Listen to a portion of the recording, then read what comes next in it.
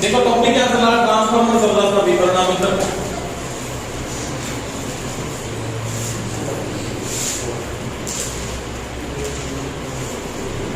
इसको ट्रांसफार्मर भी कहते हैं, एक ही बात है, या इसको क्या कहा जाता है, एक्समर।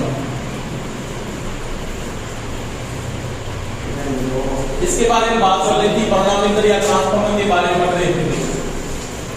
कल अपने ट्रांसफार्मर को क्यों पढ़ा था ना कि मेरे पास एक आइडियल ट्रांसफार्मर है।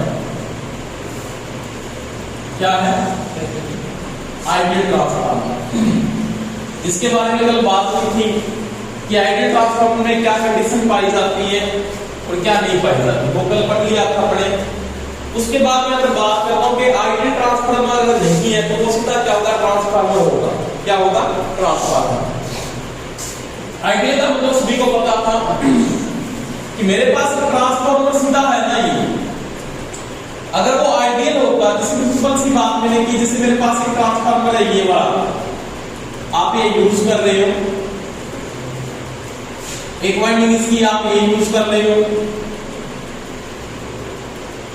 और एक वाइंडिंग आपकी ये यूज कर रहे हो, मान लीजिए।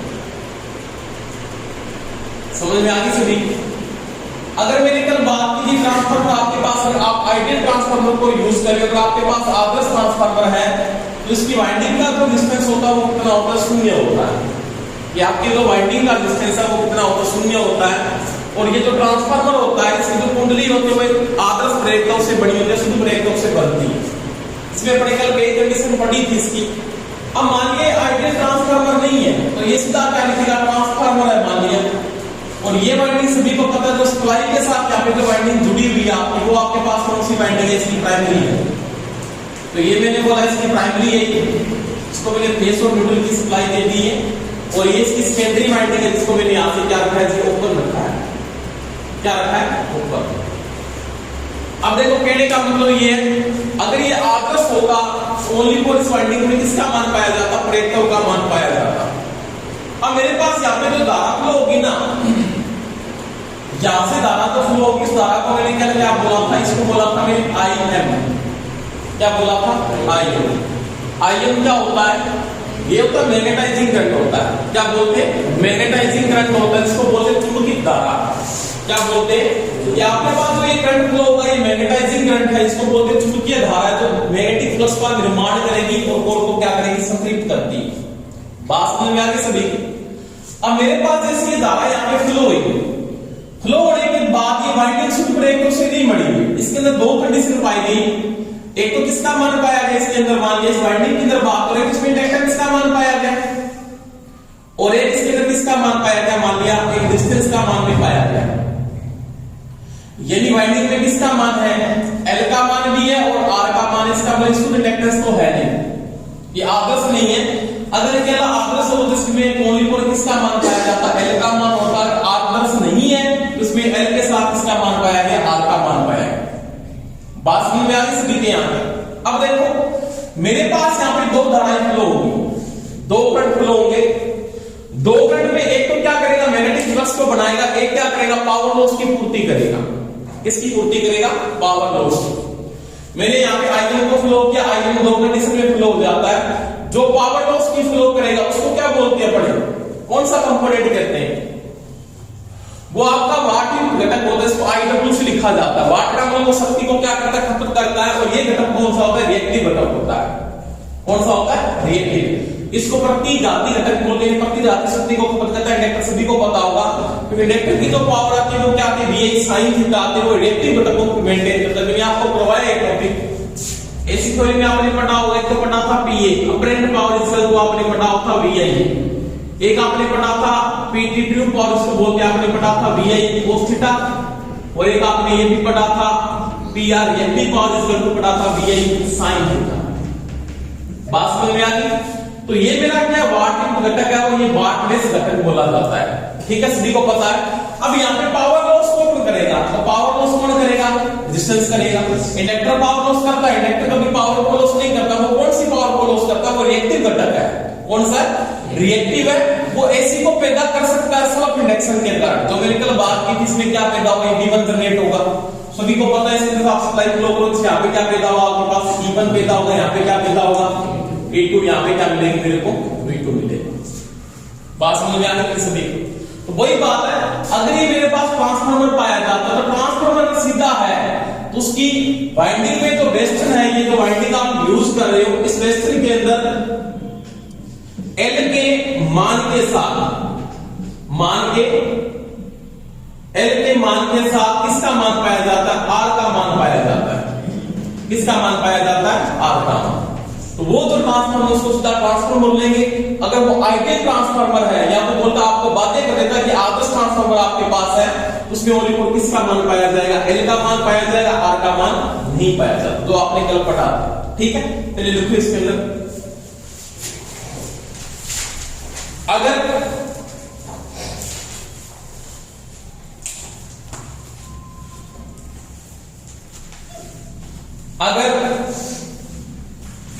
एक ट्रांसफार्मर होता है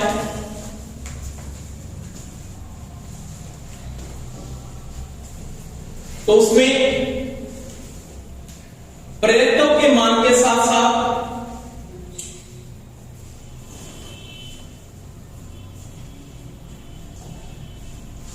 प्रेरितों के मान के साथ साथ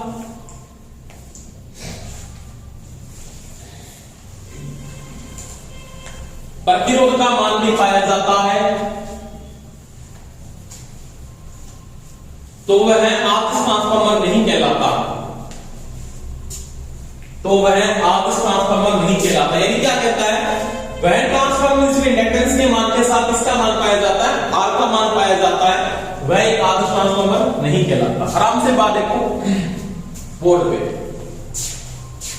अब देखो मेरे पास यहां पे दो कंडीशन है, कौन कौन सी है वो देखो। सबसे पहले तो ये वाइंडिंग है, ये करंट को फ्लो करेगी, इसका कोई मतलब नहीं यहां पे, ये तो ऊपर रखा गया है, तो लोड करंट आपका इधर फ्लो नहीं होगा। जब यहां पे लोड करंट फ्लो होगा तो कंडीशन आपकी फिर चेंजिंग में आएगी थोड़ी सी। सबसे पहले तो ये करंट फ्लो हुआ, यहां से इसको बोला मैंने मैग्नेटाइजिंग करंट बोला था, जो इसमें क्या आपने आइडियल ट्रांसफार्मर में पढ़ा था। परंतु अब जो करंट फ्लो होगा ये क्या है, शून्य लोड है। और शून्य लोड यहां पे जो करंट आएगा उसको मैं क्या लिखूंगा, उसको लिखूंगा मैं I0। क्या लिखूंगा, I0।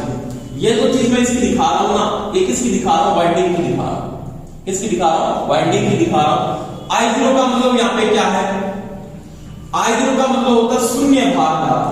क्या बोलेंगे, शून्य भार धारा। शून्य भार धारा का मतलब होता है यहां पे लोड नहीं है, लोड ओपन होने के कारण धारा का मान मैं बोलूंगा I0। अब I0 तो फ्लो होती है ना, I0 जो फ्लो होती है वो पूर्ण लोड का ओनली फॉर 2 से 5% फ्लो होती है। कितनी फ्लो होती है, 2 से 5%। यानी एक ट्रांसफार्मर फुल लोड पे होता है तो उसकी I0 लगभग कितनी होती है, तो उसकी ओनली फॉर 2 से 5% फ्लो करता है। अब इसके दो काम है यहां पे, शून्य भार धारा के आपके पास यहां पे दो काम है। कौन कौन से, एक तो क्या फ्लो कर रहा है, एक तो फ्लो कर रहा है IU, किसको फ्लो कर रहा है, और एक किसको फ्लो कर रहा है IW। समझ में आई बात, नहीं है आई या नहीं आई, दो बातें बता रहे हो, नहीं समझ में कोई बात नहीं, ये दो फ्लो करता है। इसका तो मतलब होता है ये क्या करेगा, तो ये वाइंडिंग को क्या करेगा, चुंबकित करता है। ये आपका मैग्नेटाइजिंग करंट है, IU क्या है, मैग्नेटाइजिंग करंट है, जो कौन लेके जाएगा, इंडक्टर लेके जाएगा। ये जो IU है ना उसको कौन लेके चला गया, उसको इंडक्टर लेके चला गया। ये क्या करेगा IU, ये क्या करेगा, वाइंडिंग में जो करंट फ्लो होगा वो क्या करेगा, मैग्नेटाइजिंग मतलब होगा चुंबकीय फ्लक्स को क्या करेगा, स्थापित करेगा। यानी कोर को क्या करेगा, ये चुंबकित करेगा, वाइंडिंग में चुंबकीय फ्लक्स को क्या करेगा, स्थापित करेगा। और IW क्या है, IW ये क्या है यहाँ पे, तो ये लेके जा रहा है कौन, ये रेजिस्टेंस ले रहा है, कौन ले रहा है, रेजिस्टेंस ले रहा है। तो जो क्या करेगा, पावर की खपत करता है, क्योंकि पावर की खपत क्यों करता है, इसमें रेजिस्टेंस का मान जब पाया जाता है तो यहाँ पे क्या करता है, R शक्ति खपत करेगा, R शक्ति खपत करेगा। किसके कारण, तो वो करेगा IW के कारण। तो ये क्या हुआ, ये तो वाट युक्त घटक है, क्या है, वाट, वाट कैसे बोलो, ये वाटना वाली शक्ति को खपत करता है, ये शक्ति को खपत नहीं करता है। बात समझ में आ गई सभी की? अब देखो इन दोनों में संबंध क्या है, किस प्रकार से दोनों का संबंध बढ़ता है। और यहाँ पे जो आई म्यू फ्लो हो रहा है इसका काम क्या है, कोर को क्या करना है, आपको मैग्नेटाइजिंग करना है, यानी कोर को क्या करना है, चुंबकित करना है। यानी आई म्यू क्या लिख सकते हो आप, चुंबकित धारा है। क्या है, चुंबकित धारा। समझ में आ गई मेरी बात? और ये क्या है, ये एक वाटलेस घटक है और ये क्या एक वाट युक्त घटक है। ये शक्ति को खपत नहीं करेगा, ये शक्ति को खपत करता है। बात समझ में आ गई सभी? अब देखो आराम से, अब मेरे पास एक सिस्टम बना हुआ है। कल आपने ग्राफ पढ़ा था, सभी को पता है, ये ग्राफ आपने कल पढ़ा था।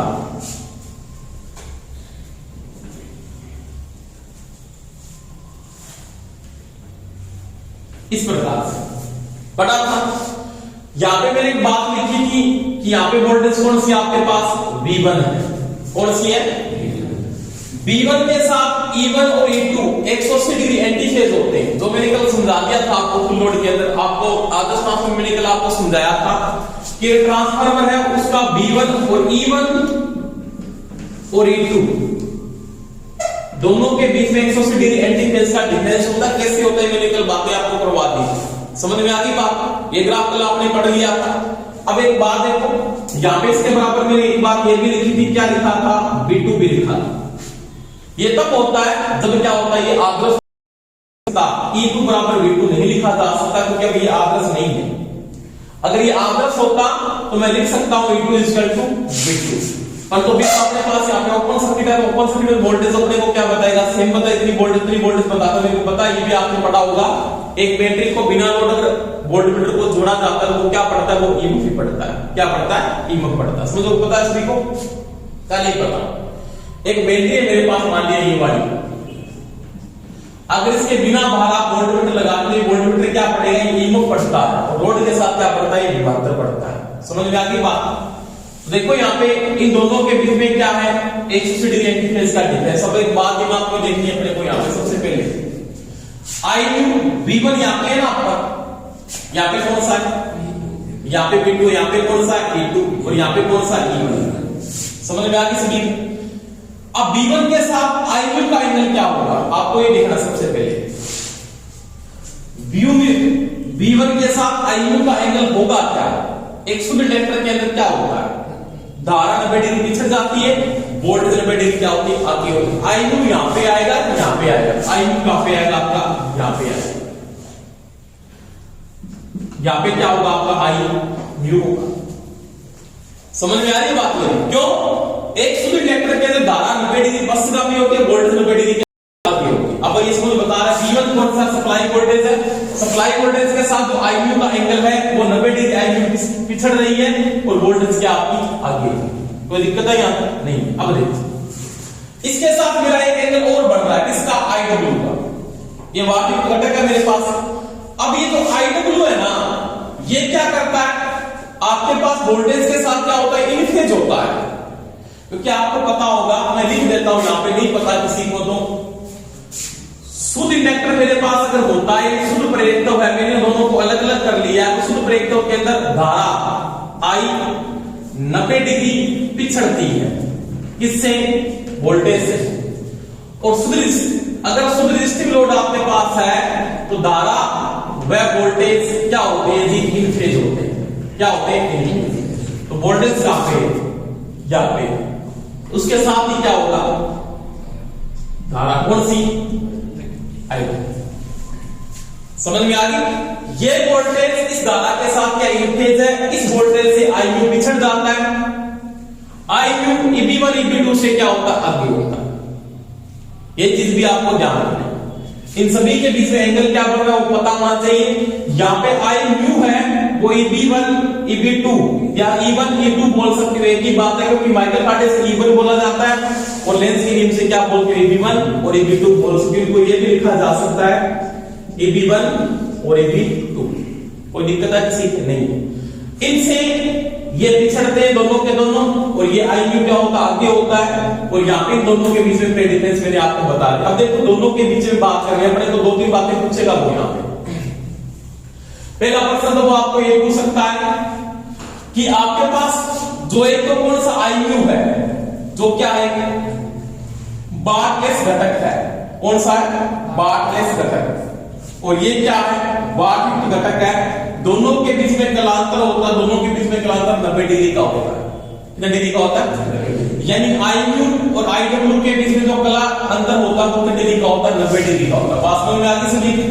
अब देखो, अब मैं इसके अगर वेक्टर की बात करता हूं, किसकी बात करूं वेक्टर, वेक्टर का मतलब मेरे पास ये दोनों धाराएं आई, कौन कौन सी आई, तो आईडब्ल्यू प्राप्त हुआ, एक आईयू प्राप्त हुआ, तो आई0 का एंगल क्या होगा, क्योंकि मेन धारा तो वही है और मेन धारा मेन वोल्टेज के साथ क्या करेगी एंगल बनाएगी, इसका जो वेक्टर बनता है वैसे खींचा जाता है,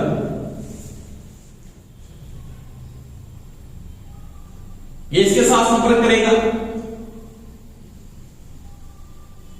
ठीक है। बात समझ में आ गई सभी। अब ये वैल्यू क्या आई हुई, ये भी क्या है, ये भी आई हुई, ये भी क्या आई हुई है, और ये आई डब्ल्यू, ये भी क्या आपके पास आई डब्ल्यू है। ऐसे लिख सकता हूं मैं, ये इसके बराबर होगा, ये वाला भाग और ये वाला भाग इसके बराबर होगा। अब देखिए आपके पास ये बनता है थीटा, थीटा, इस थीटा को अपने क्या बोलते हैं पावर फैक्टर बोलते हैं। ये धारा यहां पे जो कलांतर पाया जाता है ये वाला एंगल, ये आपका क्या होगा उसमें I0। अब I0 को मैंने ये लिया, मुख्य धारा क्या है I0, मुख्य वोल्टेज क्या है V1, दोनों के बीच में जो कलांतर होगा उसको क्या बोलेंगे पावर फैक्टर, यानी ये cos फाई होता है। क्या होता है आपको ऐसे पता नहीं लग रहा तो cos फाई बराबर आपने ये भी पता होगा कि लाल बटा क्या होता है जी घटका होता है। आपके पास क्या होना चाहिए आधार बटा करण, आप इस आधार को नहीं ले सकते, आधार इसका ये है और ये इसका क्या है करण है, क्योंकि एंगल किसके बीच में बना, आपने कहा मुझे इसको क्यों नहीं लिया, इसको इसलिए ले लेता जो आपका पावर फैक्टर होता है वो क्या होता है धारा और वोल्टेज के बीच बढ़ने वाली कोण की को, मुख्य धारा कौन सी है I0, मुख्य वोल्टेज कौन सी है V1, दोनों के बीच में जो कला कोण है वो आपका क्या पावर फैक्टर है। इसका मतलब cos फाई क्या हुआ, cos फाई क्या आपके पास, तो cos फाई जो कंडीशन है वो इन दोनों के मध्य का कोण है, तो cos फाई के क्या बराबर हो गया। समझ में आ गई मेरी बात। अब देखो इसकी गणना कैसे करोगे, तो नॉर्मल सी बात यहाँ पे होगी। पहली बात कल मैंने आपको बात बताई थी कि अगर आदर्श ट्रांसफार्मर होता, अगर आपके पास एक आइडियल ट्रांसफार्मर होता तो आईएम लिया था मैंने कल, एक ही करंट फ्लो होता, मैग्नेटाइजिंग करंट फ्लो होता। अब मैं यहाँ पे आईएम को नहीं ले सकता, मैं क्या लूंगा यहाँ पे I0 को लूंगा। क्यों लूंगा, क्योंकि ये धारा आगे जाके दो रास्तों में बढ़ जाती है। कौन कौन सा, एक तो रेजिस्टिव लोड को मेंटेन करती है, एक क्या करती है चुंबकीय लोड को मेंटेन करती है। चुंबकीय लोड में कौन काम आता है इंडक्टर काम आता है, और रेजिस्टिव लोड में कौन काम आता है रेजिस्टेंस काम आता है। चुंबकीय लोड क्या करता है, जो मैग्नेटाइजिंग चुंबकीय धारा चुंबकीय फ्लक्स को स्थापित करेगा, और ये क्या करेगा आर की शक्ति को क्या करेगा खपत करवाएगा। और ये जो धारा होती है I0 ये पूर्ण भार की यानी फुल लोड की कितनी होती है, लगभग 2 से 5% होती है। यहाँ तक कोई दिक्कत है किसी। अब एक बात देखो यहाँ पे कि ये धारा फ्लो होगी आपके पास, आपकी I0 दो भागों में बन रही है, कौन कौन सी I और I2। तो अपने को क्या निकालना पड़ सकता है I म्यू का मान निकालना पड़ सकता है, I W का मान निकालना पड़ सकता है, I0 का मान भी निकालना पड़ सकता है। बात समझ में आ गई। अब एक बात है कि यहाँ पे जो एंगल था, कल जो एंगल बना था ना वो बना था पूरा का पूरा 90 डिग्री। कितना बना था, और ये दिमाग में सेट कर लेना, अगर ट्रांसफार्मर क्या है आदर्श है, आइडियल ट्रांसफार्मर का आपको कोई पावर फैक्टर पूछ लेता है इस लोड के ऊपर, शून्य लोड पर आपके पास आइडियल ट्रांसफार्मर है, उसका शून्य भार पावर फैक्टर क्या होगा, क्या लिखोगे उत्तर, शून्य भार पर पीएफ क्या होता है बताओ कोई उत्तर मेरे को कितना होता है। क्या ये आइडियल है तो मेरे को ये बताओ, नहीं है ये तो आइडियल नहीं है। कल मैंने करवाया वो था आइडियल, तो धारा वोल्टेज के बीच का कितने डिग्री का था 90 डिग्री, और cos 90 का मान कितना होता है 0। तो ध्यान रखना कितने डिग्री कितना होता है पावर फैक्टर का मान 0 होता है। समझ में आ गई, क्योंकि उसके बीच में ये कंडीशन नहीं बनी थी। आपके पास यहाँ पे क्या था IM था, और वहां पे क्या था BM B1 था, तो दोनों के बीच में एंगल था 90 डिग्री का। आइडियल ट्रांसफार्मर का जो पावर फैक्टर होता है शून्य भार के ऊपर वो कितना होता है पीएफ वो होता है 0।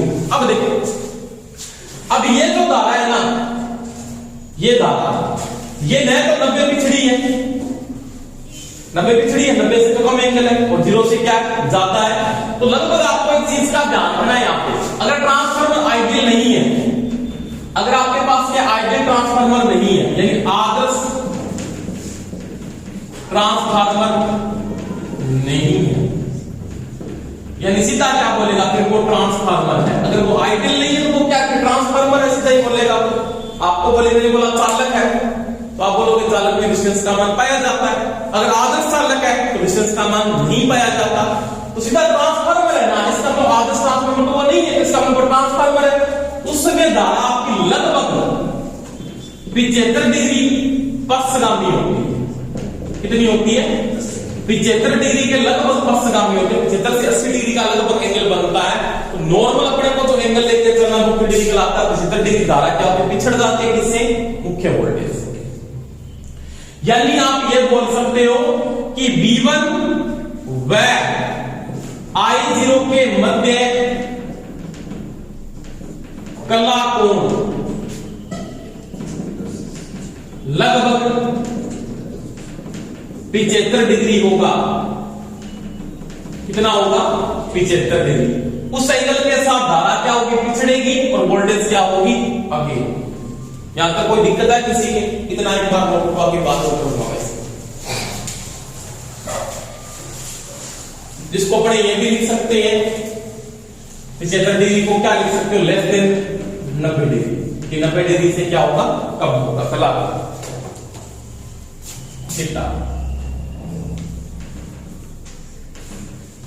ये भी लिखा जा सकता है।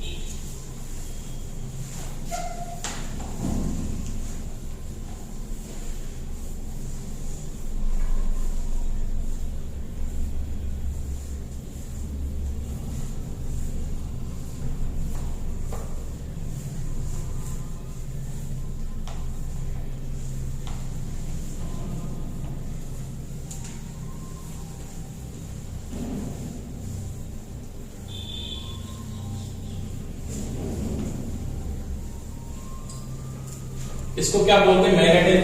मैग्नेटाइजिंग बोल सकते हो। मैग्नेटाइजिंग कंपोनेंट है ये। और ये क्या है? ये वाटफुल कंपोनेंट है। वाटफुल कंपोनेंट ये शक्ति को खपत करता है, ये नहीं करता। ये भी चीज का ध्यान रख लेना। ये चुंबकित करेगा, चुंबकीय फ्लक्स के साथ ये चीज का ध्यान रखना, क्योंकि ये जो काम करेगा आयनिक समानुपाती। आप इसके नीचे ये भी नोट कर सकते हो, आयनिक समानुपाती क्या हो जाएगा? बोलो, फाइव। ये आयनिक किसका निर्माण करेगा? मैग्नेटिक फ्लक्स का। मैग्नेटाइजिंग क्या है? फ्लक्स है। आयनिक समानुपाती फाइव होगा, तो आप आईएम म्यू किस गए यहां पे भी लिख सकते हो। ये कंडीशन क्या इसके समानुपाती में क्या लिख सकते हो? फाइव। ठीक है, अब देखो हो गया सभी का। अब बोर्ड पे आराम से देखो 2-3 बातें। पहली बात है B1 व I1 के मध्य जो कला कोण होगा 75 डिग्री होगा लगभग, जिसको आप बोल सकते हो लेस देन 90 डिग्री। कितना होगा वो? लेस देन क्या होगा? 90 होगा। 90 से क्या आएगा? कम आएगा। अब एक चीज देखो यहां पे, मैं 2-3 बातें लिख रहा हूं, बोर्ड पे देख लो। पहली बात है यहां पे B1 व IW के B1 व IW के मध्य थीटा एंगल कितना होगा भाई? थीटा एंगल को होगा 0 डिग्री। कला कोण कितनी डिग्री का होगा? यहाँ पे थीटा जो आप ले रहे हो कितना आएगा? 0 डिग्री है, क्योंकि दोनों के दोनों क्या इंक्लिनेशन है। दूसरी बात को आपको ये भी पूछ सकता है यहां पे IW वेर आई म्यू के बीच में कला कोण थीटा कितना आपके पास है, तो वो थीटा आपके पास है 90 डिग्री। समझ में आ गई? देखो IW यहाँ पे है, IU आपके पास यहाँ पे है। अगर IU को बोल सकते IU की जगह वो फाई m भी लिख सकता, दोनों को इसमें ये ध्यान रखना, क्योंकि IU किसके समानुपाती है, फाई m के समानुपाती है। कोई दिक्कत है? मैंने लिख दिया कि लगभग 2 कला कोण का 75 डिग्री आपको लेके चलना, आपको एक वैल्यू के साथ वो पूछ रहा है कैसे 80, 75, 90, 100, तो आपको क्या लिखना है, 75 लिखना है। और cos 75 का जो मान आता है ना, cos 75 का जो मान लगभग जो आता है वो आपका जो पावर फैक्टर रहता है वो 0.2 से कितना आता है 0.3। अब ये इंडक्टिव है तो ये आने वाला कौन सा है जी, ये आएगा लेकिन, कितना आता है लेकिन, तो ये शून्य भार पे इसका पावर फैक्टर है, यानी आप लिख सकते हो शून्य भार पर पीएफ किसका, तो वो है जी ट्रांसफार्मर का, किसका, ट्रांसफार्मर का।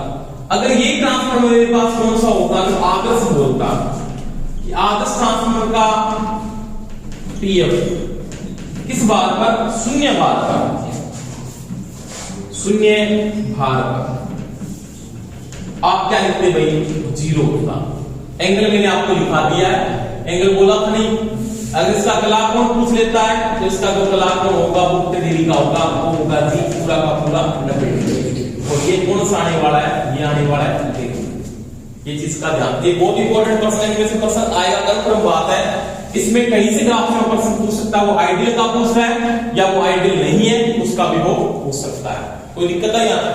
ठीक है, अब देखो आगे चलो, ये वाला नोट कर लिया ना सभी ने, ये वाला कंडीशन, ठीक है, इसको मिटा दूंगा।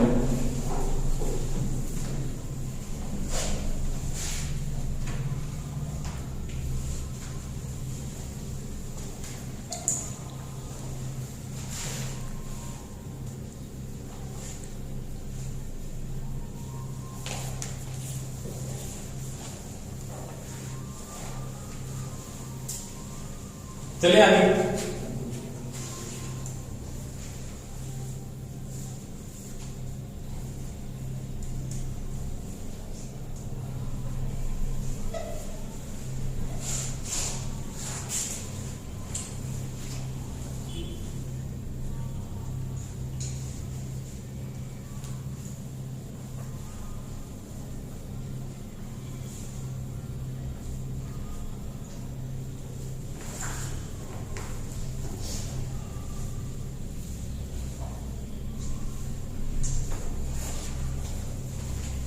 ठीक है। अब देखो वोल्टेज को आराम से, अब मेरे पास जो कोस 2 वैल्यू निकालनी है, एक तो क्या आपके पास, एक तो वाट युक्त घटक है, एक वाट लेस घटक है। देखो आपके पास जो वाट युक्त घटक होता है ना, वाट युक्त घटक है, वाट युक्त घटक, उसको हमेशा क्या बोलते हैं, कोस कहा जाता है। किससे लिखा जाता है, कोस। बात समझ में आ गई सभी? एक होता है वाट रहित घटक, जिसको लेस बोलते हैं वैसे तो, वाट रहित घटक, उसको हमेशा किससे बोलते हैं, साइन थीटा। देखो आपके पास 2 करंट फ्लो हुए, एक तो कौन सा फ्लो हुआ है, मेन करंट जो फ्लो हुआ वो तो था I0, उसके साथ एक फ्लो हुआ था IU, एक फ्लो हुआ IW। अब मैंने इन सभी की अलग अलग बात बता दिया। ये तो आपकी मेन धारा, ये क्या है, ये मैग्नेटाइजिंग करंट है जो क्या करता है, उनके फ्लक्स को स्थापित करता है। और ये IW क्या होता है, वाट लेस घटक, यानी वाट युक्त घटक है, ये पावर की लॉस बताता है। यहाँ पे लॉस कौन होता है, तो शून्य लोड पे अपने को पता है रेजिस्टेंस का मान तो नहीं होता है, तो ये किसकी पूर्ति करता है, उसने ये करता है आयरन लॉस। किसकी पूर्ति करता है, आयरन लॉस। आपको ये भी पूछ सकता है कि शून्य लोड पे जो ट्रांसफार्मर में IW जो फ्लो होता है वो मेन चीज उसका क्या होता है, वो आयरन लॉस की पूर्ति करेगा, क्योंकि वाट युक्त घटक है।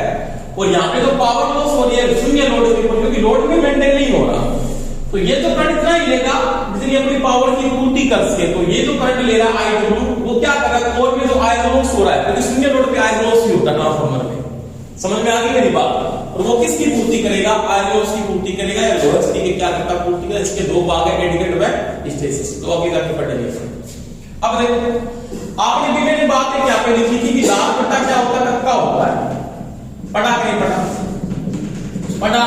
तो कोस बराबर क्या होगा, आधार बटा कर्ण, क्या होगा, आधार बटा कर्ण। तो कोस इक्वल टू मैं ये लिख सकता हूं, इसका आधार क्या है, आई डब्ल्यू, आधार इसका क्या है, आई डब्ल्यू, ठीक है। और इसका कर्ण क्या है, आई जीरो। तो कोस बराबर क्या होता है, ये होता है। इस कंडीशन में ये आ सकता है ऑप्शन में आपके पास। अगर ऑप्शन आपके पास ये नहीं है तो आपका जो आई डब्ल्यू होगा वो किसके बराबर आ सकता है, वो आ सकता है आई जीरो इंटू में कोस थीटा, आई जीरो इंटू में कोस थीटा। तो दिक्कत है किसी को, तो ये आपके पास आई डब्ल्यू की गणना दो प्रकार से आप कर सकते हो, इसके द्वारा इसे गणना की सकती है, कोस भी निकल सकता है, आई डब्ल्यू की वैल्यू निकल सकती है। अगर आई डब्ल्यू दिया कोस दिया तो आप आई जीरो को भी निकाल सकते हैं। अब देखो साइन थीटा, साइन बराबर आपके पास क्या, लंब बटा कर्ण, ठीक है। तो साइन थीटा इक्वल टू मैं क्या लिखूंगा, लंब पे क्या आपके पास, लंब पे आपके पास क्या है, ये तो आधार है, ये तो आपके पास आधार है, इसका लंब क्या है, ये लंब है। आपका समकोण त्रिभुज बन रहा है, आप कैसे बन रहे हैं, ये इसका लंब है, ये इसका कर्ण है, ये इसका क्या आधार है। आधार आपको वोल्टेज वाला लेके चलना, आप इसको मत ले लेना, नहीं तो गलत हो जाएगा प्रश्न, क्योंकि वोल्टेज के साथ वाला आधार होता तो वाट युक्त घटक होते हैं ना, रेजिस्टिव लोड वाले, वो हमेशा ही उसका आधार होता है।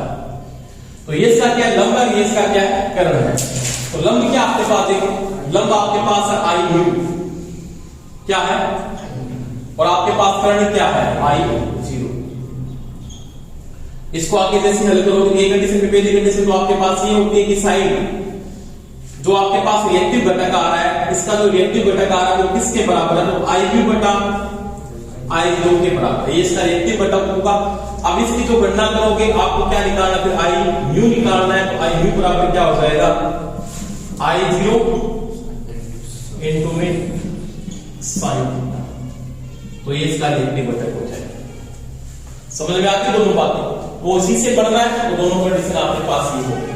आपको यहाँ पर ध्यान रखना है कि वाटयुक्त घटक कौन सा है और वाटलेस, देखो वाटयुक्त घटक ये आ रहा है और ये वाटयुक्त आ रहा है, ये कोस के साथ काम करता है, ये साइन के साथ काम करता है।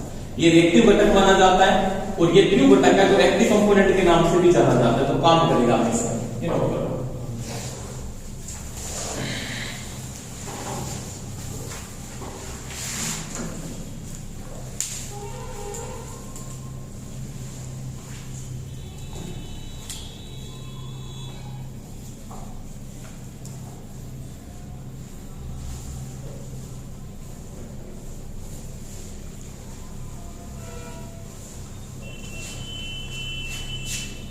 ये बातें पढ़ी नहीं है तो थोड़ी समस्या आएगी, आप ऐसे बोलोगे सब समझ में नहीं आता, थोड़ा सा डीपली चल रहा है टॉपिक, पढ़ना पड़ेगा। क्योंकि आपने बेसिक में ट्रांसफॉर्मेशन रट्टा रट्टे नहीं मार सकते, आप बातों को समझना पड़ेगा। वेक्टर तो ये वेक्टर, मैं एक बात बता देता हूँ आपको, ये वेक्टर समझ में आना बहुत जरूरी है। अगर ये समझ में नहीं आएगा तो इसको उसके बाद में ऑन लोड का वेक्टर बनाऊंगा, ऑन लोड में कुछ समझ में नहीं आने वाला, क्योंकि ये ऑफ लोड चल रहा है। उसके बाद इसके ऊपर अब मैंने बोला मैंने सबसे पहले क्या करवाया था, आदर्श ट्रांसफार्मर करवाया था ओपन लोड पे। उसके बाद मैंने कहा था ट्रांसफार्मर है उसमें भी लोड नहीं है, इसके बाद अपने इसके ऊपर लोड भी डालेंगे, फिर क्या होने वाला वो बात में पढ़ेंगे।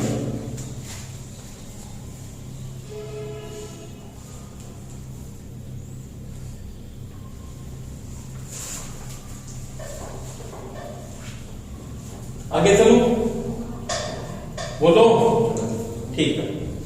अब देखो एक कंडीशन और बढ़ेगी आपके पास, इसको मिटा रहा हूं, आराम से बोर्ड पे देखना, कोई दिक्कत नहीं है। आपने वेक्टर को समझा होगा, फेजर को भी देखा है ना, और आपने इसमें फेजर योग भी पढ़ा हुआ है, जिसको आप वेक्टर बोलते हो।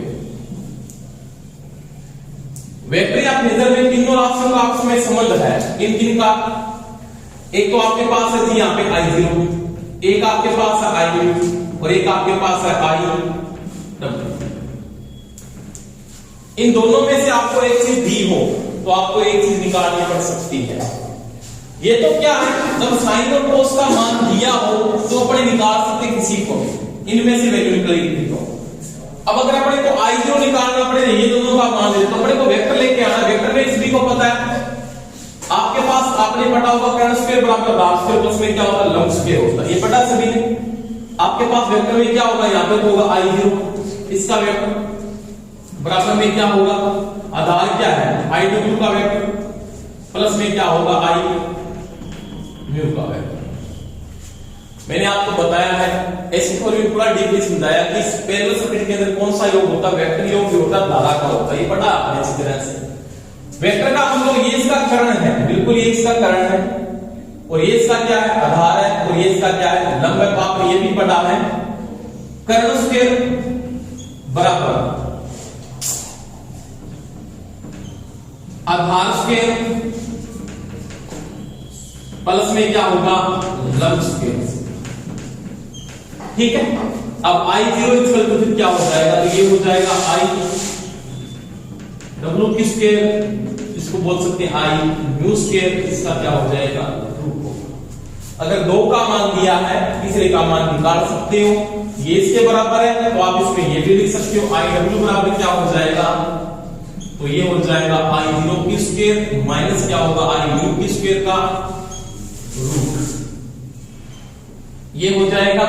अगर आपको I0 निकालना है तो I0 बराबर I तो निकाल दिया, I म्यू निकालना है तो I0 की square minus I W square का रूट, यानी दो दिए हैं, तीसरे का मान आप ज्ञात कर सकते हैं। ठीक, तो ये होगा।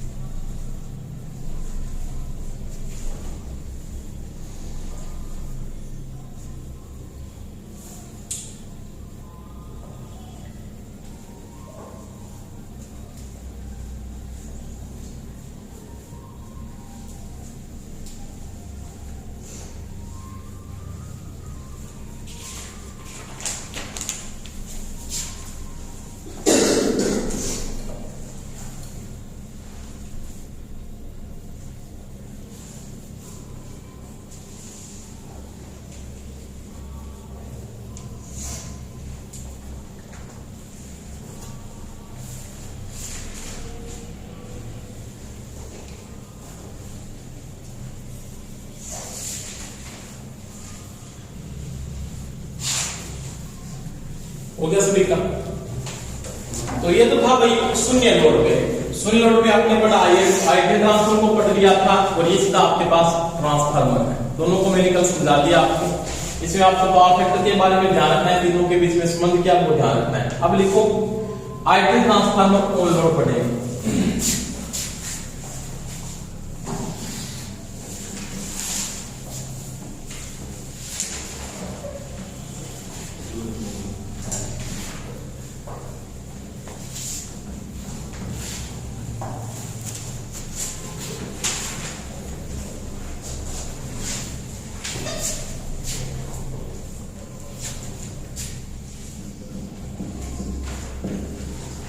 आइडियल ट्रांसफार्मर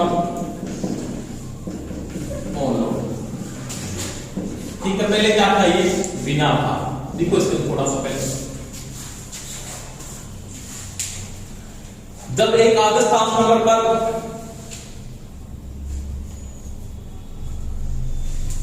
भार डाल दिया जाता है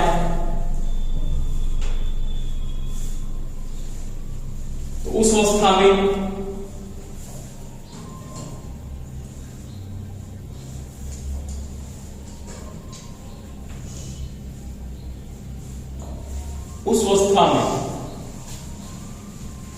उसे ऑन लोड माना जाता है, उसे ऑन लोड माना जाता है।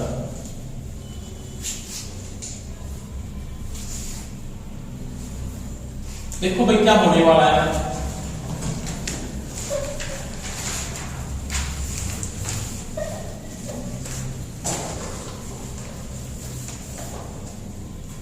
ये मेरे पास है ट्रांसफार्मर एक बना लो, और ये है कौन सा, तो वो आपको पता है कि आइडियल ट्रांसफार्मर है, आइडियल ट्रांसफार्मर। ठीक,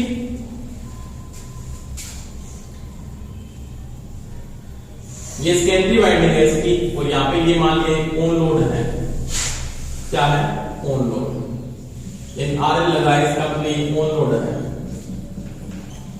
पहले ये क्या था, ऑफ लोड था, बिना भार था, अभी लोड के साथ मैंने इसको जोड़ दिया है।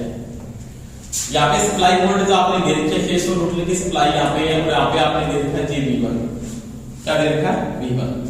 यहाँ पे आपके पास क्या पैदा होगा, इसके अंदर E1 पैदा होगा, यहाँ पे क्या पैदा होगा E2, और यहाँ पे जो मेरे को पोटेंशियल मिलेगा ना, इस बिंदु के ऊपर जो पोटेंशियल यहाँ पे मिलेगा वो मेरे को मिलेगा G-V2। ठीक है, दो तीन बातें यहाँ पे नोट करेंगे। पहले इसके टर्म आप लिख सकते हो, या प्राइमरी के टर्म लिख तो आप N1 लिख दो, यहाँ पे क्या कर सकते हो आप N2 लिख सकते हो।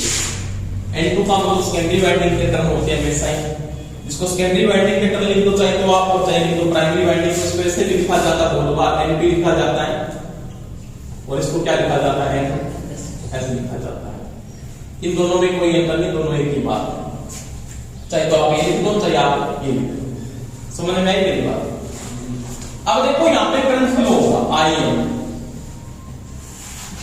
इसको मैं IM एक 1 लिख देता हूं, और यहाँ पे जो करंट फ्लो होगा वो भी यहाँ पे भी करंट फ्लो होगा, कौन सा I2। बात समझ में आ गई सभी। देखो होने वाला क्या है, थोड़ा सा ट्रांसफार्मर को मैंने ऑन लोड किया, क्या किया ऑन लोड। आपने जैसे इसके ऊपर लोड डाला, तो लोड डालने के बाद क्या होगा, सबसे पहले आपके दिमाग में एक बात आनी चाहिए कि लोड डालते क्या होगा, क्या होगा लोड डालते।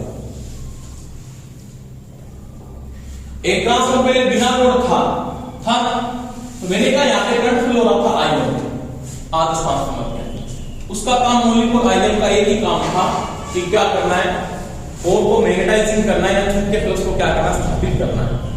उसके बाद उसका कोई रीजन नहीं था, क्योंकि आदर्श ट्रांसफार्मर में IW फ्लो नहीं हो पाता है। IW इसलिए फ्लो हो पाता है क्योंकि उसके रेजिस्टेंस का मान नहीं होता, वो लॉस नहीं करता, वो जीरो लॉस करता, कोई लॉस नहीं करता, क्योंकि उसकी दक्षता 100% होती है। अगर वो आदर्श नहीं होता है तो उसकी दक्षता लगभग 95 से 98% होती है। तो मैंने भी बात की थी कि वो शून्य लोड की धारा की लगभग 2 से 5% धारा ही लेता है, अगर आदर्श नहीं है ट्रांसफार्मर। समझ में आ गई आपके पास भी, क्या कोई समस्या किसी नहीं। अब मैंने क्या इसके ऊपर मैंने जैसे ही लोड डाला तो क्या होने वाला है, क्या फंक्शन होगा यहाँ। आप जैसे ही लोड डालोगे तो लोड डालते क्या होने वाला है, सर्किट के अंदर कुछ चेंजिंग होगी, क्या चेंजिंग होगी, कौन सी धारा बढ़ेगी। देखो जैसे आप इसके ऊपर लोड डालते हो, जैसे इसको मैंने क्या किया जी ऑन लोड कर दिया, क्या किया, सोचने वाली बात है, जैसे मैंने ट्रांसफार्मर को ऑन लोड किया है, ट्रांसफार्मर को जैसे इसके ऊपर लोड डाला तो सभी को पता है लोड डालते क्या होगा, I2 का मान बढ़ जाता है, I2 का मान बढ़ेगा। समझ में आई कि नहीं ये बात आई। आप लोड डालोगे यहाँ पे सेकेंडरी पे लोड डालो, पहले सेकेंडरी पे लोड डाला तो I2 का मान तो बढ़ेगा, इसकी बात है कि बाहर से डालते धारा तो बढ़ेगी। पहले यहाँ पे कोई करंट फ्लो नहीं हो रहा था, हो रहा था नहीं, क्योंकि यहाँ पे क्या था, ओपन था ना, ये ओपन था सर्किट, तो धारा फ्लो हो रही थी, नहीं फ्लो हो रही थी। अब जैसे मैंने इसके ऊपर लोड डाल दिया तो लोड डालते I2 का मान फ्लो होना शुरू हो जाता है। अब I2 है ना, वो I1 के विपरीत प्रभाव डालती है। क्या डालती है, विपरीत प्रभाव। कैसे डालती है, लाइन लिख रहा हूं, आपके समझ में आएगा नहीं है तो मेरे को बता देना। I2 I1 के विपरीत प्रभाव डालती हुई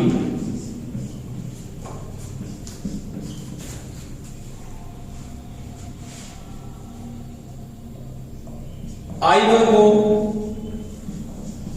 डीमैग्नेटाइजिंग, इसको क्या बोलते हैं, विचुंबित करती है, विचुंबित करती है, जिसके कारण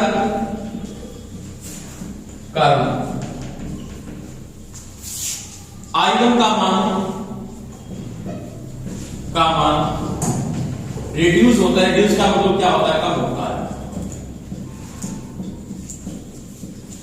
ये लाइन बहुत इंपॉर्टेंट है। ये किसके समझ में नहीं है? क्या कहना चाहता हूं? बीजगुणित प्रभाव में डिजिनेटर में आपको वैसे करवाया टॉपिक में कि बीजगुणित प्रभाव होता क्या है। कोई किसी कारण को पैदा हुआ उसका उसके ऊपर विपरीत इफेक्ट पड़ना। जैसे आपने आर्मेचर प्रतिक्रिया प्रभाव पढ़ा होगा, वहां पे आपने बीजगुणित प्रभाव भी पढ़ा है। पढ़ा है कि नहीं पढ़ा? एक क्रॉस चुंबकन प्रभाव भी पढ़े। वहां पे 3-4 प्रभाव होंगे। एक तो चुंबकन प्रभाव होता है, एक बीजगुणित प्रभाव होता है, एक क्रॉस चुंबकन प्रभाव होता है। बीजगुणित का मतलब मैं कहना यह चाहता हूं कि जब यहां पे करंट फ्लो हो रहा है, इसके कारण ये करंट, इसके साथ इस करंट का व्यवहार विपरीत है, क्योंकि वोल्टेज इसके साथ एंटी फेज है। क्या है? Anti phase. क्योंकि आपको पता है E1 E2 के कारण V2 फ्लो हो रहा है बाहर, E2 के कारण फ्लो हो रहा है, और V1 के कारण E1 पैदा हुआ है। समझ में आ रही है मेरी बात? अब क्या हुआ, जैसे इसका फ्लक्स बढ़ेगा ना, वो इसके ऊपर विपरीत प्रभाव डालता है। बीजगुणित का मतलब आपके पास एक और चुंबकित है। क्या है? चुंबकित है। जैसे मैं सिंपल बात, ये एक और आपकी क्या है? चुंबकित है। समझ में आ रही मेरी बात? इसको मैंने सप्लाई के साथ जुड़ा, चुंबकित है। बाद में आपने चुंबकीय फ्लक्स को हटा दिया। बीजगुणित का मतलब इसमें जो उसको खत्म करेगा पहले, क्योंकि आपको यह पता होगा सभी को, इसके अंदर एक अवशिष्ट चुंबकत्व स्थापित हो जाता है। अब पुनः जब इसको सप्लाई दोगे ना, तो पहले क्या होगा? बीजगुणित का मतलब ये होता है कि और चुंबकित हो गई थी, बिल्कुल होगी ना। अब आपने क्या किया? आपकी करंट की डायरेक्शन ये थी, पहले यहां पे प्लस दे रखा था, अब ये माइनस दे दिया। मैंने इसको चुंबकित किया, पहले चुंबकित कर दिया। चुंबकित होने के बाद जैसे मैंने सप्लाई का सोर्स यहां पे हटाया, मैंने स्विच लगा रखा, आराम से बोर्ड पे समझना आराम से। स्विच को जैसे मैंने ऑफ किया, धारा का मान क्या हुआ? 0। धारा कितनी होगी? तो क्या फ्लक्स 0 हो जाता है? नहीं होता, क्योंकि इसमें अवशिष्ट चुंबकत्व क्या बच जाता है? शेष बच जाता है। बाद में मैं क्या करता हूं? धारा की डायरेक्शन विपरीत करता हूं, यहां पे नेगेटिव कर देता हूं, यहां पे। अब ये जब चुंबकीय फ्लक्स बनाएगा ना, तो ये अवशिष्ट चुंबकत्व को पहले क्या करेगा? खत्म करेगा। उसके बाद पुनः क्या होगा? ये चुंबकित होगा। वो होता है उसका बीजगुणित प्रभाव, जिसको बोलते हैं डीमैग्नेटाइजिंग प्रभाव। समझ में आई कि बात नहीं है? यानी कोई भी चीज अगर वो शेष बच गई, उसको नष्ट करना है। नष्ट करने के लिए आपको विपरीत डायरेक्शन में करंट को क्या करना पड़ेगा? फ्लो करना पड़ेगा। इसके कारण से नष्ट होगा। अब वही बात यहां पे होने वाली। कैसे? इन दोनों का चुंबकीय फ्लक्स का रास्ता एक ही है, यही है ना। परंतु जैसे इसकी धारा बढ़ेगी, इसका चुंबकीय फ्लक्स बढ़ गया, इसका सेकेंडरी वाइंडिंग का, क्योंकि I2 बढ़ेगा तो इसका फ्लक्स भी बढ़ेगा ना। हाँ, बढ़ेगा इसका फ्लक्स। अब ये फ्लक्स इसके क्या ऊपर डालेगा? विपरीत प्रकृति का प्रभाव डालेगा। इसको क्या करेगा? रिड्यूस करने का कोशिश करेगा, क्योंकि I1 को क्या करेगा? कम करेगा। I1 को कम तो नहीं कर रहा। I1 को कम करने का मतलब होता है ये फाई है ना, इसके अंदर मैग्नेटाइजिंग जो फ्लक्स है फाई एम लिख चुके हो आप, उसको क्या करेगा? कम करने का प्रयास कर। आपको पता है I1 समानुपाती क्या है? फाई है, क्योंकि धारा फ्लक्स की क्या होती है? समानुपाती। इसके कारण इसका फ्लक्स क्या होगा? कम होगा। अगर इसका फ्लक्स कम हो जाए तो मेरे को पता है इसके कारण से क्या होगा? तो I1 का मान कम होगा, जिसके कारण क्या होने वाला है? जिसके कारण E1 का मान क्या होगा? कम होगा, यानी क्या होगा? ये रिड्यूस होगा। अगर मेरा E1 कम हो जाता है तो B1 तो अपने आप ही क्या होगा? कम हो जाएगा। समझ में आ गई मेरी बात? तो वही कारण है कि आपका B1 भी उस समय क्या होगा? रिड्यूस हो जाता है। अब मेरे को पता है यहां पे कोई वोल्टेज का मान आपके पास कम है, आपकी उस समय धारा क्या होती है? बढ़ती है। यानी नॉर्मल सी मैं आपको बात बताऊं, अगर E1 व B1 के मध्य अगर 1% वोल्टेज में चेंजिंग होती है, 1% वोल्टेज में कमी होती है ना, वोल्टेज में कमी होती है, तो उस समय I1 का मान 20% यानी 20 गुना बढ़ जाता है। 20 गुना बढ़ जाता है। ये चीज ध्यान रखिएगा। यानी आपका क्या हुआ? मेन फंक्शन यही हुआ यहां पे कि जैसे मैं इस ट्रांसफार्मर को ऑन लोड किया है, ऑन लोड करते ही आपका I2 बढ़ेगा, इसके बाद I2 बढ़ेगा। ये I2 I1 पे विपरीत प्रभाव डालता है, जिसको बोलते हैं बीजमुखर प्रभाव। क्या बोलते हैं? बीजमुखित प्रभाव, जिसको बोलते हैं डीमैग्नेटाइजिंग हो जाना। इसको डीमैग्नेटाइजिंग, क्योंकि ये चुंबकित किसके कारण से हुआ? किसके कारण से? बोलो। ये प्राइमरी वाइंडिंग के कारण चुंबकित कर रहा है, बाद में वो क्या कर रहा है, उसको रिवर्स कर रहा है। क्योंकि मैंने कहा जो जिसके कारण पैदा होगा उसी का क्या होगा, विरोध होगा यहाँ पे। तो ये कुंडली इसके कारण चुंबकित हुई, बाद से फ्लक्स बढ़ाया, किसके कारण से बढ़ाया? बोर्ड के कारण बढ़ा दिया, और इसमें क्या कर रही है, विपरीत घटना हो रही है। और जैसे इसका फ्लक्स कम कर रही है ना, तो इसकी धारा भी क्या हो रही है, फ्लक्स कम होने से क्या हुआ, E1 कम हुआ, E1 कम हुआ। जैसे E1 कम हुआ तो मैं कहता हूं इलेक्ट्रोमोटिव फोर्स के मान में जैसी 1% कमी आती है ना, यहाँ की धारा जो I1 है ना, वो 20 गुना क्या होता है, बढ़ जाता है। क्या हो जाता है? 20 गुना बढ़ जाता है। बात समझ में? एक बार लिखो, दोबारा रिपीट करूंगा थोड़ा सा।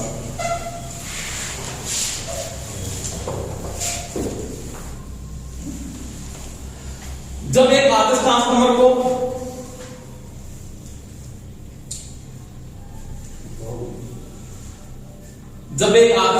को ऑन लोड किया जाता है,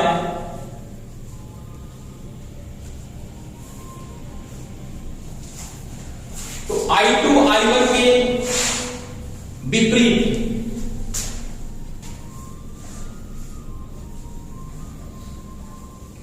I2 I1 के विपरीत बीजमुखर प्रभाव,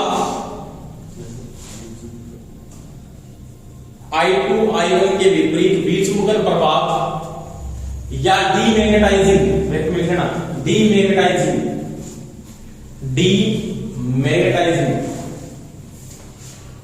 प्रभाव डालती है,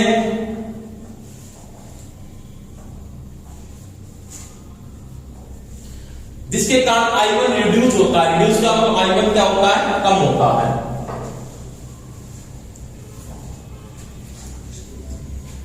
जिसके कारण I1 कम होता है, ठीक है। I1 कम होने से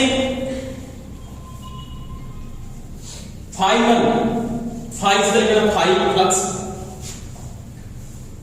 I1 कम होने से कम होता है। अभी लिखा है करने का I समानुपाती क्या है, फाई। अगर ये कम होगा तो ये भी क्या होगा, कम हो जाएगा। तो फ्लक्स में क्या आएगी, कमी आएगी, जिसके कारण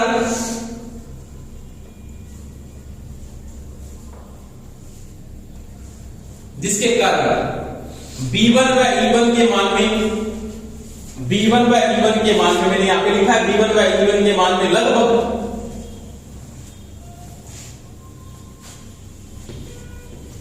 1% वोल्टेज में कमी आती है।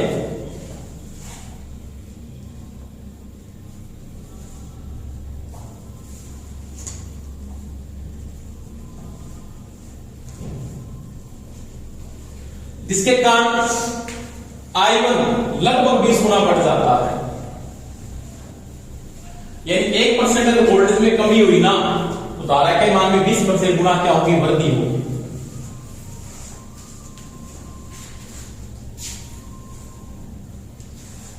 देखो ये हमको शुरू में नहीं आया, मेरे को पता है।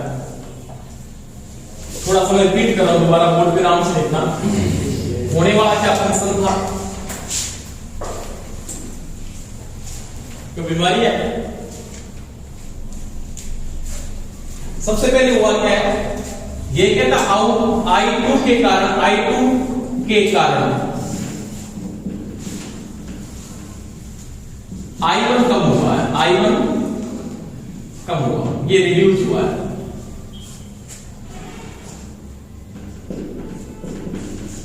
पहली बात तो ये है, ये कैसे कम हुआ, कैसे कम हुआ, ये कैसे कम हुआ है, किस तरह से वैल्यू कम हुई, आपकी रीजन क्या था। तो मैंने कहा इस कुंडली का बीजमुखर प्रभाव था। आपको इतना याद रखना है, कितना याद रख सकते हो, इस कुंडली का क्या प्रभाव पाया गया, बीजमुखर प्रभाव। अब बीजमुखर का मतलब ये मैं बता रहा था कि बीजमुखर होता क्या है, कि ये कुंडली किसके कारण चुंबकित हुई, प्राइमरी के कारण, ठीक है। क्योंकि चुंबकित का मतलब होता है वो मैग्नेटिक मोटिव फोर्स को जो जनरेट कर रहा है, इसका नाम होगा MMF। और ये किसके बराबर होता है, m इंटू आई। इसको आप बोल सकते हो 1 हो गया, तो यहां पे क्या पैदा होगा, MF2। मैग्नेटिक मोटिव फोर्स इसके बराबर क्या होगा, N2 इंटू I2। यहां पे क्या है, N1 इंटू I2। ये MF है ना, ये मैग्नेटिक फ्लक्स को पैदा करता है। एक इलेक्ट्रिकल सर्किट में इलेक्ट्रोमोटिव फोर्स का काम क्या होता है, धारा को चलाना। उसी प्रकार से एक चुंबकीय परिपथ के अंदर चुंबकीय फ्लक्स को चलाने का जो काम करता है वो मैग्नेटिक फ्लक्स ही करता है। कौन करता है, मैग्नेटिक फ्लक्स ही करता है। अब देखो ये क्या हुआ है, मैग्नेटिक मोटिव फोर्स I2 जैसे बड़ा, I2 जैसे बड़ा, बोर्ड पे आराम से देखना बात। आपकी जो टर्म है, पहले तो आप एक चीज को नोट कर लो दिमाग में कि N1 का मान आप क्या चेंज कर सकते हो क्या, नहीं होगा। ये लोड बढ़े कम हो कुछ नहीं, N2 N1 और N2 में कोई चेंजिंग होने वाली नहीं है। आराम से बोर्ड पे देखना, समझ में आ जाएगी बात। इन दोनों में कोई चेंजिंग नहीं हुई। आपने दिमाग में क्या बात आई, आपके दिमाग में ये बात आई कि जैसे आपने लोड बढ़ाया तो मैंने भी बात होती है कि लोड बढ़ने में I2 बढ़ेगा, ये निश्चित बात होती है। आपकी घर पे लोड नहीं है, धारा कम आ रही, लोड बढ़ेगा, धारा का मान बढ़ता है। लोड धारा किस अनुपाती होता है, लोड एम्पीयर में नहीं होता, लोड वाट या किलोवाट में आता है। समझ में आ गई बात। आपने यहाँ पे लोड डाला है, लोड डालते धारा का मान बढ़ेगा, धारा बढ़ेगी। एक तो सिंपल बात है कि 5 HP की मोटर चला रहे, 20 HP की मोटर चला रहे, लोड बढ़ने पे धारा बढ़ती है। तो पहले ऐसे में लोड पर कोई धारा नहीं जा रही थी, आप जैसे लोड डाला धारा का मान बढ़ा। किसका मान बढ़ा, I2 बढ़ा। I2 का क्या बढ़ा, MM2, मैग्नेटिक मोटिव फोर्स बढ़ गया। अगर आपका मैग्नेटिक मोटिव फोर्स जब बढ़ता है, क्या बढ़ता है, चुंबकीय भागबल जब बढ़ता है, उसका फ्लक्स भी क्या होगा, बढ़ेगा। आपका क्या हुआ यहाँ पे, Φ2 बढ़ेगा। ये मैग्नेटिक फ्लक्स इसका क्या होगा, इंक्रीज होगा। अब ये क्या करता है, Φ1 पे विपरीत प्रभाव डालता है। यहाँ बीच मुकर का मतलब ये इसके कारण चुंबकित हो रहा था, अब इसने अपना चुंबकीय फ्लक्स उससे क्या कर लिया, ज्यादा कर लिया, तो ये इसके ऊपर इफेक्ट डालेगा। इसका फ्लक्स क्या करेगा, ये कमजोर करेगा। तो ये बढ़ा ना, तो ये क्या हुआ, ये कम हुआ। अब ये कम होने से हुआ क्या, ये कम होने से ये कंडीशन हो जाती है कि जैसे फ्लक्स पैदा हो रहा, फ्लक्स से क्या पैदा हो रहा है, E1 पैदा हो रहा है। E1 का मान क्या हुआ, कम। ये भी क्या हो गया, रिड्यूस हुआ, यानी ये भी क्या हुआ, कम हुआ। और जब E1 आपका V1 भी क्या हो गया, कम हुआ। अब इन दोनों के मान में जो 1% कमी आती है, कितने परसेंट कमी आती है, 1%। समझ में आ रही बात में। जब इन दोनों के मान में 1% कमी आती है, उस समय I1 का मान क्या होगा, बढ़ेगा। क्योंकि सिंपल बात है, जब इसके ऊपर लोड पड़ रहा है तो मेन लोड यहां पे पड़ने वाला है। सीधी बात करने का मतलब ये है, क्योंकि सप्लाई के साथ ये जुड़ा हुआ है। अब क्या हुआ कि जैसे मेरे पास इलेक्ट्रोमोटिव फोर्स यहाँ पे कम हो रहा है, इसको तो फ्लक्स बढ़ाना पड़ेगा, क्योंकि ये इसको रिड्यूस करने के लिए इसको फ्लक्स बढ़ाना पड़ेगा। तो फ्लक्स बढ़ाए कैसे, ये धारा को बढ़ाए। ये धारा बढ़ेगी तो मेरे को पता I समानुपाती क्या है, I तो फ्लक्स बढ़ जाएगा। फिर वो इसका बीच में प्रभाव क्या करेगा, खत्म कर देता है। क्या करता है, खत्म करता है। समझ में आ गई। जैसे आपने सिंपल बात होगी, आपने डीसी जनरेटर और डीसी मोटर में एक प्रभाव पड़ा था कि बीच मुखर प्रभाव को कम करने के लिए वाइंडिंग टर्नों की संख्या बढ़ा दें, एक्स्ट्रा टर्न लगा दें। उसके कारण से बीच मुखर प्रभाव क्या होता है, कम हो जाता है। पर तो यहाँ पे ऐसा सिस्टम तो है नहीं कि टर्न डाउन मोटर नहीं डाल सकता। तो किसका मान इंक्रीज होता है, I1 का मान बढ़ जाता है। I जब वोल्टेज के मान, दोनों की वोल्टेज के मान में 1% कमी होती है, तो लगभग I1 का मान 20 गुना बढ़ता है। कितना गुना बढ़ता है, 20 गुना। अब ये 20 गुना करंट जैसे बढ़ा, अब ये 20 गुना करंट बढ़ गया है। समझ में आ गई बात। अब ये करंट बढ़ा है, वो क्या काम करेगा, वो फंक्शन अपने को देखना है। इतनी बात पहले समझ में आई कि नहीं, वो बताओ मेरे। दोबारा से मैं रिपीट कर दूंगा, थोड़ा सा देखना बोर्ड पे। जैसे लोड बढ़ा, I2 का मान बढ़ा, I2 का मैग्नेटिक मोटिव फोर्स बढ़ा, उसके कारण उसका फ्लक्स बढ़ा है। ये फ्लक्स इस फ्लक्स के विपरीत प्रभाव डालता है, इसको रिड्यूस करता है, इसको कम करने का प्रयास करता है, यानी इसको बोलते हैं बीजगुंतन प्रभाव। इसके कारण इसकी उत्पत्ति होती है, उसी का बाद में विरोध हो रहा है एक प्रकार से। तो वही बात है, ये ज्यादा हो रहा है, ऐसा तो हो नहीं सकता। कभी आपने सुना है क्या कि किसी के कारण कोई चीज पैदा हो रही है, उससे ज्यादा पैदा होता है? ऐसा हो जाएगा, नहीं होता कभी। कि जैसे सिंपल बात है, मैं मैकेनिकल एनर्जी लगा इस चीज के ऊपर, इसको छोड़ो चलो, आपने यांत्रिक ऊर्जा लगाई, आप यांत्रिक ऊर्जा लगाने से उसके बाद आप दुगनी ऊर्जा पैदा कर दो, ऐसा कभी नहीं होता। ऊर्जा का लॉस हो सकता है, ज्यादा कभी पैदा होती नहीं। समझ में आई। तो वही बात है, यहाँ पे ज्यादा फ्लक्स आ गया। अब ज्यादा फ्लक्स आ गया तो वो इसको क्या कर रहा है, कम कर रहा है। उस फ्लक्स को कम किया, कम करते मैंने बोला I2 का मान बढ़ गया, I1 का मान बढ़ गया। क्या तो बात समझ में आ रही है? अब देखो, अब ये जो I1 का मान बढ़ा है ना, ये I1 का मान जो 20 गुना बढ़ा है ना, उसका क्या काम है ये बताओ। अब देखो I1 का मान जैसे 20 गुना बढ़ा है ना, तो हुआ क्या, इसने I1 का मान बढ़ाते ही तो मेरे को पता है I का मान भी क्या होता है, बढ़ जाता है। और ये एक ही काम करता है कि जितना फ्लक्स कम हो रहा है उस फ्लक्स की क्या कर दे, पुनः से पूर्ति कर दे। इसका मतलब क्या हुआ, अपने यही बात बोलेंगे कि शून्य लोड से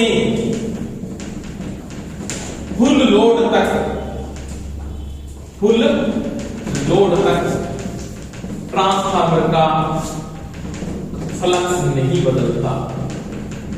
बात समझ में आई नहीं? आपका फ्लक्स चेंजिंग में नहीं आता तभी आपका आयन लॉस चेंजिंग में नहीं होता। आयन लॉस तभी क्या रहता, स्थिर रहता है, क्योंकि फ्लक्स के कारण यहाँ पे मैग्नेटाइजिंग प्रभाव है मोर का, उसी के कारण फ्लक्स कांस्टेंट हो जाता है। क्योंकि मैंने अभी बोला पहले इसका फ्लक्स कम हुआ तो फ्लक्स की पूर्ति कौन कर देगा, आयन पूर्ति कर देगा। तो 20 गुना बढ़ा है, वहां पर फ्लक्स की पूर्ति कर दिया, पुनः कंडीशन फ्लक्स वही बढ़ जाएगा। फ्लक्स कभी बढ़ नहीं सकता, ना कम हो सकता है। आप कहीं लोड डालोगे तो ये फ्लक्स की पूर्ति कर दे, एक्स्ट्रा करंट जरूर फ्लो करेंगे, एक्स्ट्रा करंट को आप क्या करेंगे, फ्लो करेंगे, पर जो एक्स्ट्रा करंट जाएगा उस फ्लक्स को क्या करेगा, समरूप एक नियमित फ्लक्स के रूप में मेंटेन करेगा। बात समझ में आ गई ना? मैं दोबारा से थोड़ा रिपीट कर रहा हूं कि दोनों के कारण जो फ्लक्स रिड्यूस हुआ है, इसके कारण से इसका फ्लक्स रिड्यूस हुआ है, उसकी पूर्ति कौन करेगा, आयन करेगा। ठीक है, तो नीचे देखो नोट लगा के इसके अंदर।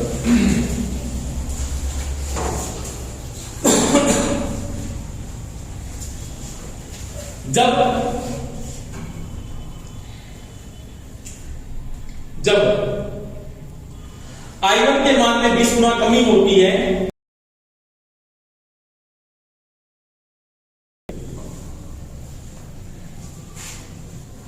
तो वह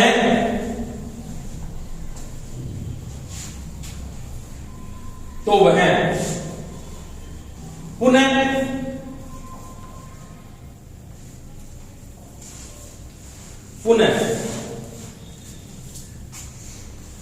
एमएम देखो, आराम से बोर्ड पे देखो, आराम से बोर्ड पे ना, तो दोबारा एक बार थोड़ा सा और बता देता हूं मैं। आपको पता है इसका मान तो बढ़ गया, इसके कारण बढ़ गया, क्योंकि I2 बढ़ा तो ये तो बढ़ गया, ये कम हो रहा था, और तो ये कम होने नहीं देगा, अब क्या बढ़ गया, I1 बढ़ गया। इसका मतलब मैं ये भी लिख सकता हूं कि हमेशा ही M1 बराबर M क्या होता है, 2 होता है। समझ में आई बात? और मैं इसकी जगह क्या लिख सकता हूं, N1 I1 बराबर क्या होता है, N2 into I2। और आप ये भी लिख सकते हो, दोनों को अनुपात के अंदर क्या लिख सकते हो, N1 बटा N2 बराबर I2 बटा I1 होता है। इसी कंडीशन से आता है। समझ में आ गई बात? आगे इसको पढ़े डिटेल में, तो ये रेशो होता है, सब ट्रांसफर का क्या होता है, रेशो होता है। देखो I1 के मान में सुना बढ़ोतरी होती है तो वह हाई यानी फ्लक्स, हाई फ्लक्स वह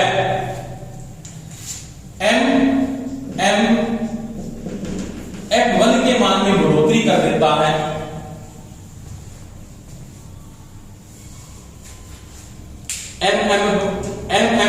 F1 के मान में बढ़ोतरी कर देता है, जिसके कारण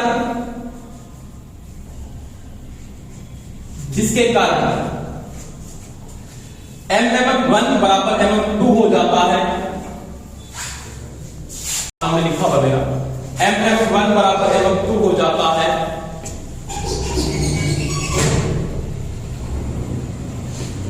और पुनः दोनों के बीच वही समरूप फ्लक्स स्थापित हो जाता है, वही समरूप फ्लक्स स्थापित हो जाता है। अब क्या बात दिमाग में यहाँ पे एक वाला प्रश्न एक ही बनता है, क्या बनता है कि कहने का मतलब ये है कि शून्य लोड से पूर्ण लोड तक ट्रांसफार्मर का फ्लक्स कभी नहीं बदलेगा। समझ में आने के बाद आप ये मत बोल देना कि लोड बढ़ाने में फ्लक्स बढ़ता है, नहीं कम हो जाता, हो सकता है क्योंकि जो बढ़ेगा उसकी वापस क्या होगी, पूर्ति हो जाएगी। क्योंकि ये रिड्यूस होके कम हो रहा है, उसकी वापस क्या कर देगा, पूर्ति कर देगा। समझ में आ गई? तो नीचे नोट लगा के लिखो, नोट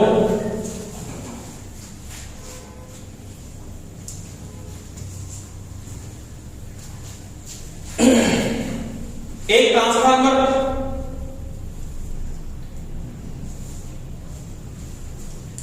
में डीमैग्नेटाइजिंग प्रभाव के कारण, बीचमुखर प्रभाव के कारण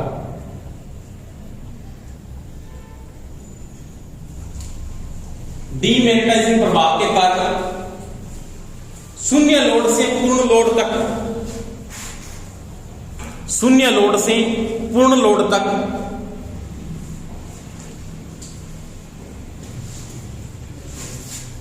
चुंबकीय फ्लक्स लगभग स्थिर रहता है, लगभग स्थिर रहता है।